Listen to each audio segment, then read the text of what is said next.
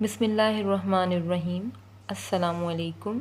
मेरा नाम मरीम शफ़ीक है और आज जो टॉपिक मैं डिस्कस करने वाली हूँ, एक्सप्लेन करने वाली हूँ, वो है AP style references and rules. इसमें मैं आपको बताऊंगी कि एपी स्टाइल क्या होता है, इसके यूजेस क्या होते हैं, इसमें रेफरेंसेस कैसे बनाए जाते हैं।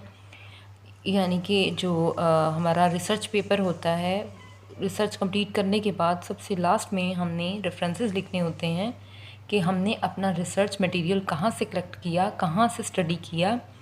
तो हमने उसमें जो लेट सपोज़ हम अपना रिसर्च पेपर कुछ आर्टिकल्स, कुछ बुक्स, कुछ डॉक्यूमेंट्स पढ़कर और उसके बाद लिखते हैं कि एपी स्टाइल होता क्या है। APA style, also known as APA format, is a writing style and format for academic documents such as scholarly journals, articles, and books. It is commonly used for citing sources. Citing sources मतलब citations, मतलब मैंने आपको पहले भी बताया है कि जब हम अपना रिसर्च कंप्लीट कर लेते हैं तो लास्ट के 2 पेजेस पर हमें अपना ये लिखना पड़ता है कि हमने ये सारा मवाद कहाँ से इकट्ठा किया, from where we have collected all the materials to write our research paper. तो तो फिर हम क्या करते हैं कि एक एपी स्टाइल अडॉप्ट करते हैं जिसमें हम ऑथर का कंप्लीट नेम, उसका जो डॉक्यूमेंट होता है उसकी फिर डेट ऑफ पब्लिकेशन और किस सोर्स से वो इकट्ठा किया गया, वो सारा लिखते हैं। इसको एपी स्टाइल कहते हैं। अब नेक्स्ट मैं आपको बताती हूँ कि इसका यूज़ कहाँ होता है, ये हम देख लेते हैं। Use.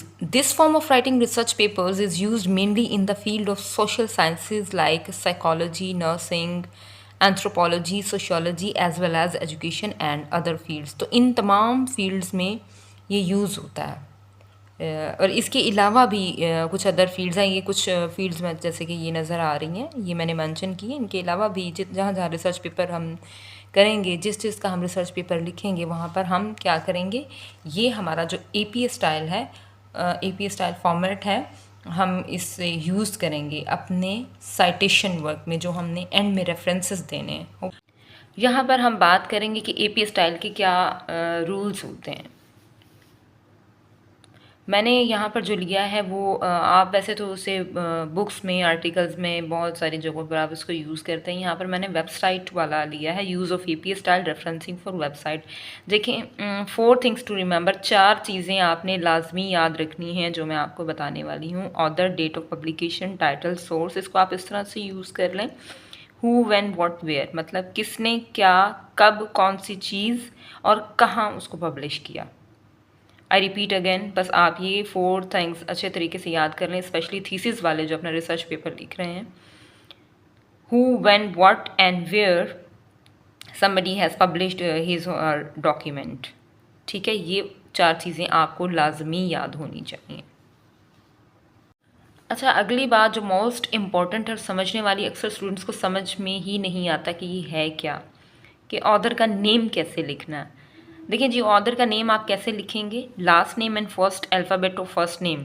जैसे एग्जांपल मैं आपको बताती हूँ, मेरा नेम मरीम शफ़ीक है, तो इसमें मेरा नेम ऐसे मरीम शफ़ीक नहीं लिखा जाएगा। मेरे ये फ़ादर का नेम है, मेरे फ़ादर का नेम पहले आ जाएगा, कंप्लीट आ जाएगा, लेकिन मेरा जो नेम है उसका पहला मेरे नेम का जो इनिशियल है, यानी ये इनिशियल है, इसका फर्स्ट लेटर जो है एम, वो हम कोमा लगा के एम और फुल स्टॉप।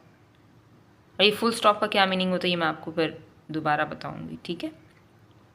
और बहुत सारी वेबसाइट ऐसी होती है, बहुत सारे सोर्सेज ऐसे होते हैं जहाँ पे ऑथर का नेम ही नहीं लिखा होता। हम एक वेबसाइट से उठा लेते हैं, किसी कंपनी से उठा लेते हैं जहाँ ये डॉक्यूमेंट्स दिए गए होते हैं, तो फिर आप क्या करते हैं कि वहाँ पर आप ऑथर का नेम नहीं दिया हुआ, कोई इशू नहीं है, आप कॉर्पोरेट ऑथर लिखते हैं और कंपनी का नेम लिख दे। जैसे कि मैंने एसपी के सोर्स से उठाया इसको, तो फिर आप वहाँ ब्रैकेट में कंपनी का नेम लिखते हैं और उधर का नेम नहीं है तो नो इश्यूज़। ये होपफुली आप क्लियर हो गया होगा। और अब इस यहाँ पर भी बच्चे बहुत ज़्यादा कंफ्यूज होते हैं। इन केस 2 और मोर ऑथर्स, अगर ऑथर्स 10 भी हैं तो उसको कैसे लिखना है। अब देखें, मरीम शफ़ीक, अबीहा अनवर, अतिया बानो, अली अफजल, ये सारे ऑथर हैं एक डॉक्यूमेंट के, एक आर्टिकल के, एक उन्होंने कोई चीज़ लिखी है, पब्लिश करवाई है, ठीक है, फलां डेट को। तो ये देखें, ये मरीम शफ़ीक फादर का नेम या सर नेम ये पहले आ गया, ये कैपिटल लेटर इसका इनिशियल का यहाँ पर एम आ गया, कॉमा लगा के एम, फुल स्टॉप लगाना है, याद रखें। Shafiq comma M full stop, फिर कॉमा, ये अबीहा अनवर का नेम है, अनवर कॉमा ए आ गया अबीहा का A, full stop comma, Atiya Bano complete name है, बानो कॉमा ए, ठीक है। और आखिर वाला लिख रहे हैं एन लगा दें, एन अफजल कोमा ए और फुल स्टॉप। अगर 10 भी आपके पास ऑर्डर्स होंगे तो आपने क्या करना है, उनको आपने ये नहीं करना कि कंफ्यूज हो जाना, आपने जस्ट एज इट इज़ जैसे मैंने आपको बताया आप उन्हें उनका नेम ऐसे ही लिख देना, ठीक है। Thank you so much. अच्छा, अब नेक्स्ट मैं अब आपको बताती हूँ कि डेट रूल्स क्या होते हैं। ये डेट रूल्स हैं और डेट रूल्स भी आपको समझने चाहिए।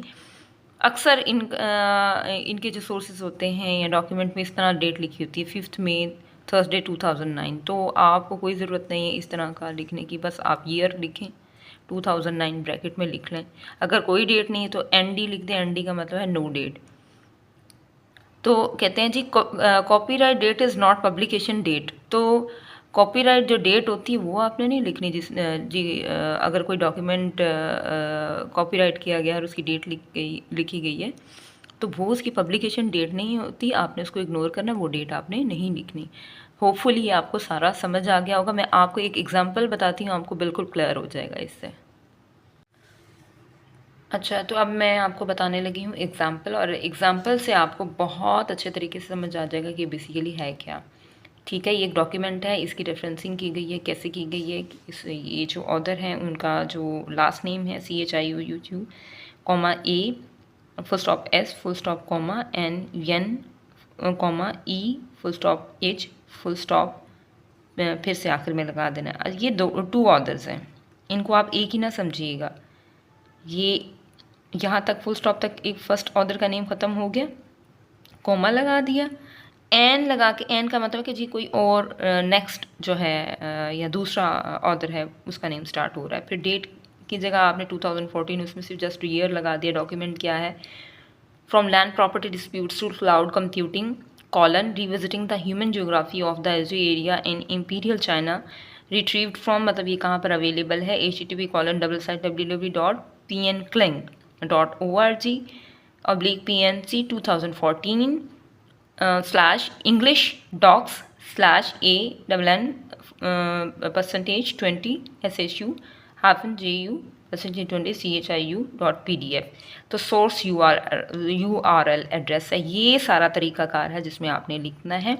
लास्ट नेम लगा दिया, वो इनिशियल जैसे मैंने आपको बताया था मरियम शफीक, तो शफीक पहले आ गया, मेरा नेम कैपिटल है वहाँ आ गया, कॉमा लगा के, तो फिर आपने लगाना बाद में एंड में फुल स्टॉप, फिर आगे किसी और का नेम लिखना है तो आपने ऐसे और एन लगा देना, ठीक है।